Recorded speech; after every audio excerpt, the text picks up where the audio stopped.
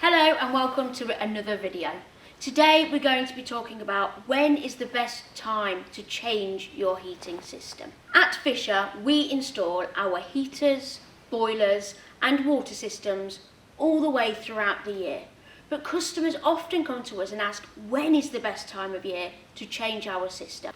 We all know every year when October comes around we all turn our heating on. However, choosing to change your heating system when the weather is already cold may mean that you're without heat for a day or two whilst your installation is carried out. For that reason, I always recommend the best time of year to change your heating system is in the summer months.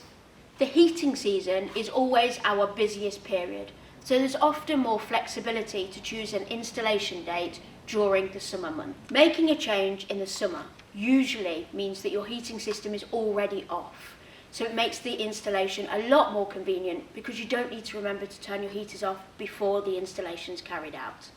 For more information on any of our heating solutions, call us on 0800 103 2705 to request your free catalogue, or visit our website www.fisherwarmhome.co.uk.